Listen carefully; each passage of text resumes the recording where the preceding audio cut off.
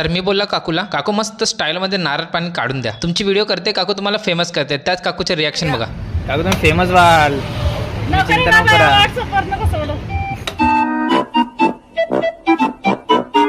Hello मित्रांनो, मी तुमचा लाडका हिमांशू. नारळ पाणी पित आम्ही निघालो मॉलला. Not for shopping, just for chill. कारण की हॉस्टेलवर खूप बोर झालं होतं. पूर्ण मॉलमध्ये इकडे तिकडे फिरत होतो, फालतूमध्ये काही पण व्हिडिओ वगैरे काढत होता. एक प्रश्न मला मनात आला आणि तुम्हाला एक विचारावं असं वाटतं. कमेंटमध्ये तुम्ही जेन्युइनली सांगा, मॉलमध्ये कधी पण तुम्ही जातात तर तुम्हाला काय विचार येतात? काही पण विचार असू शकतात, ते नक्की तुम्ही कमेंटमध्ये सांगा. नंतर मॉल फिरून फिरून थकलो तर मग मॉलच्या ग्राउंडवर येऊन बसलो आणि नंतर सायंकाळी खटक्यात 150 रुपये संपवत जम्बो बर्गर खाल्ला आणि हॉस्टेलवर आला. हॉस्टेलवर काही 2 इलेक्ट्रॉनिक्सचे मुलं हा स्पीकर्स रिपेअर करायचा ट्राय करत होते, जो 5-6 महिन्यापासून बंद आहे. आम्ही या स्पीकरला वगैरे ओपन केला. नंतर माहित झालं की त्यात चार्जिंग पॉईंट पूर्णपणे खराब झाला आहे. नंतर एक आयडिया आला आणि आम्ही काय केला, चार्जरचा जो चार्जिंग करायचा पॉईंट असतो तो आम्ही कट केला आणि त्या चार्जरचे वायर्स आम्ही डायरेक्ट स्पीकरच्या वायर सोबत अटॅच केला and it works.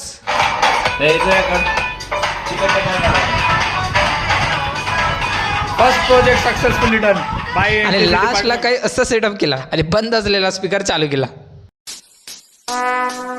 Would like to take notes while I take totes of the knowledge. Follow and don't forget to comment that answer.